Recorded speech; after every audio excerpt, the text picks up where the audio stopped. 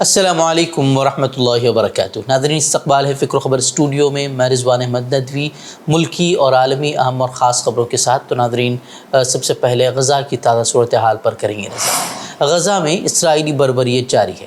اسرائیلی فوج نے رمضان کی آمد سے قبل غزہ پٹی پر اپنے حملے تیز کر دیے ہیں۔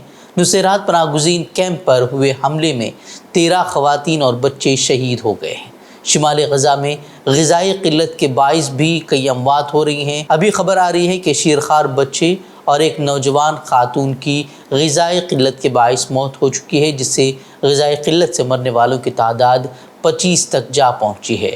وہیں غزہ میں اسپتالوں میں زخمیوں کی تعداد بھی بڑھتی جا رہی ہے، لیکن ان کے لیے طبی سامان اور ایندھن کی کمی کی وجہ سے ان کا علاج مشکل ہوتا جا رہا ہے۔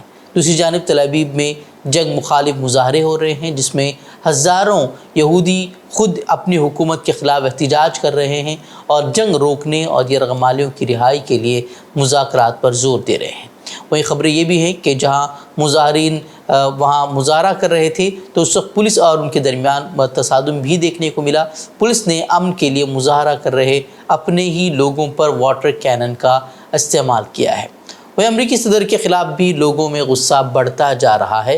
جارجیا میں انتخابی مہم کے لیے تقریر کے دوران بائیڈن کو سخت شرمندگی کا سامنا کرنا پڑا جب ایک شخص نے انہیں غزہ میں جاری قتل عام میں اسرائیل کی حمایت کرنے پر ڈکٹیٹر قرار دیا اور ہزاروں بچوں اور خواتین کے قتل عام کا اسے ذمہ دار ٹھہرایا۔ سوشل میڈیا پر اس کی ویڈیو وائرل ہو رہی ہے، جس کے بعد سیکیورٹی اہلکار اسے وہاں سے گھسیٹ کر لے جاتے ہوئے بھی نظر آ رہے ہیں۔ غزہ میں رمضان سے قبل جنگ بندی کی امیدیں اب معدوم ہوتی نظر آ رہی ہیں۔ صورتحال پر نظر کی جائے تو فلسطینیوں کے لیے رمضان کا مہینہ بھی بڑی آزمائشوں والا ہونے والا نظر آ رہا ہے۔ امریکی صدر جو بائیڈن نے کہا ہے کہ رمضان کے آغاز تک غزہ میں جنگ بندی کے معاہدے تک پہنچنا مشکل ہے۔ انہوں نے کہا کہ انہیں تشویش ہے کہ اگر غزہ میں جنگ بندی نہیں ہوئی تو مشرقی یروشلم میں کشیدگی میں اضافہ اور تشدد میں اضافہ دیکھنے کو ملے گا۔ دوسری جانب حماس کا کہنا ہے کہ وہ غزہ میں جنگ بندی کے تعلق سے اپنی شرائط سے دستبردار نہیں ہوں گے، اور انہوں نے صاف طور پر کہا ہے کہ حماس غزہ میں اسرائیلی فوجی کارروائیوں کو مکمل طور پر بند کرنے اور امداد، بے گھر لوگوں کے لیے پناہ گاہوں کا انتظام کرنے اور تعمیر نو کی کارروائیوں کے آغاز کا مطالبہ کرتا ہے۔ انہوں نے کہا کہ اس کا جب تک یہ شروع نہیں ہوتا، جب تک ان کی مانگیں مانی نہیں جاتی، تب تک وہ مذاکرات کے لیے تیار نہیں ہے۔ بتا دیں کہ عرب اور مشرق وسطیٰ میں رمضان کا آغاز پیر سے ہونے کی امید ہے۔ فلسطینیوں کے لیے موجودہ حالات اور غزہ پٹی پر اسرائیلی جنگ اور مغربی کنارے پر عائد پابندیوں کی وجہ سے وہاں غیر معمولی خوف کی صورتحال ہے۔ اسی درمیان حماس کے سیاسی بیورو کے رکن غازی کا کہنا ہے کہ اسرائیلی قابض حکام نے مذاکرات میں ناممکن شرائط رکھی ہیں اور وہ اس کو لے کر مذاکرات کو لے کر اور جنگ بندی کو لے کر وہ سنجیدہ نہیں ہیں۔ غازی احمد نے کہا کہ غزہ بھوک کے بحران کی وجہ سے اسرائیل پر بین الاقوامی دباؤ بھی بڑھتا جا رہا ہے۔ انہوں نے کہا کہ حماس کے کئی فریقوں کے ذریعے شمال غزہ میں امداد کی تقسیم کو منظم کرنے کی بھی کوششیں کی جا رہی ہیں۔ انہوں نے زور دیا کہ حماس ایک باعزت معاہدے کے لیے بات چیت جاری رکھے گا، جو کہ جنگ کے خاتمے، قابض دشمن فوج کے غزہ سے انخلا، تعمیر نو اور بے گھر ہونے والوں کی واپسی کی ضمانت دے گا۔ دہلی کے اندرلوک علاقے میں گزشتہ روز کے واقعے کے بعد علاقے میں یوں تو پوری طرح سے امن و امان کا ماحول ہے، لیکن لوگ پولیس کی کارروائی سے مطمئن نہیں ہیں۔ اندرلوک میں پولیس کے اعلیٰ افسران تو تعینات ہیں ہی، انہوں نے وہاں فلیگ مارچ کر کے لوگوں سے امن و امان بحال رکھنے اور افواہوں پر دھیان نہ دینے کی اپیل بھی کی۔ اس تعلق سے ڈی سی پی منوج مینا نے اپنی ٹیم کے ساتھ اندرلوک کا دورہ بھی کیا۔ ان کے ہمراہ علاقے کے سماجی کارکنان بھی موجود تھے۔ دوسری جانب شمال مشرقی ضلع کے ڈی سی پی نے بھی پولیس کی اس حرکت کی مذمت کی اور امن و امان قائم رکھنے کی اپیل کی۔ دوسری طرف اندرلوک معاملے کی گونج دہلی اسمبلی میں بھی سنائی دی، جہاں رکن اسمبلی عبدالرحمان نے پولیس اہلکار کی معطلی کو ناکافی قرار دیتے ہوئے اسے فوری طور پر برخاست کرنے کا مطالبہ کیا۔ ان کے بیان پر آپ کے تمام اراکین نے اس کی حمایت بھی کی۔ ہلدوانی تشدد معاملے میں پہلے بلڈوزر پھر تشدد اور گرفتاریوں سے مقامی لوگ کافی متاثر ہیں۔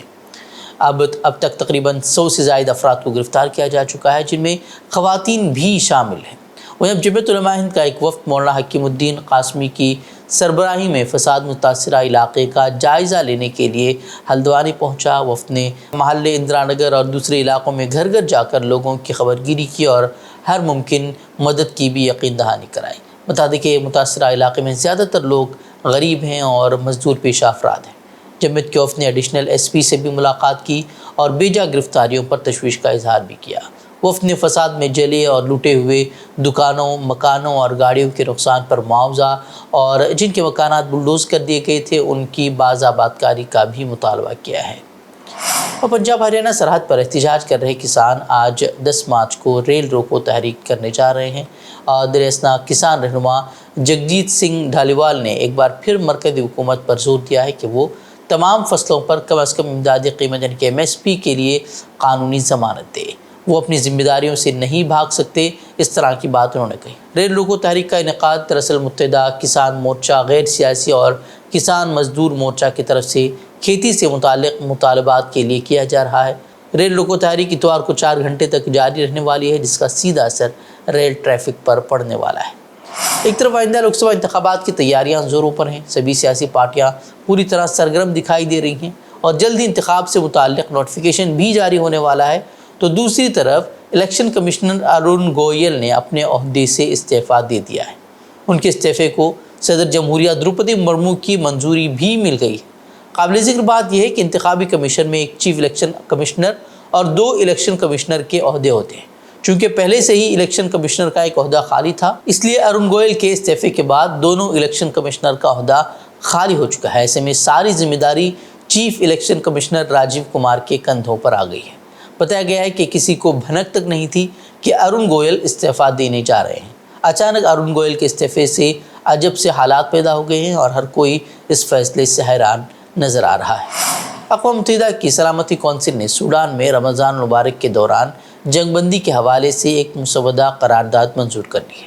सलामती कौंसिल के इजलास में बरतानिया की जानिब से पेश करदा बिल पर वोटिंग की गई। इस बिल को 15 रुकनी सलामती कौंसिल ने 14 हाँ और 1 गैर जानिबदार वोट के साथ कबूल किया।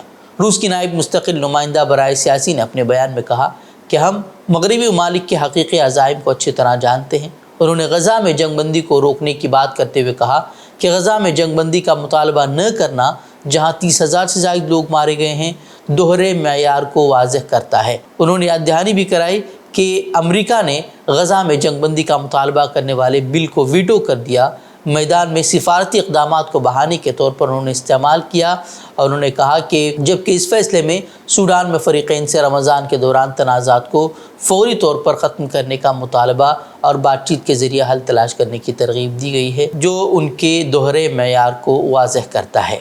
नाज़रीन, खबरें मज़ीद खबरों के लिए आप हमारे वेबसाइट www.fikrkhabar.com पर रुख कर सकते हैं। वीडियोज़ के लिए हमारे YouTube चैनल को सब्सक्राइब करें। तो नाज़रीन, जाते हैं। अस्सलामु अलैकुम व रहमतुल्लाहि व बरकातुहू।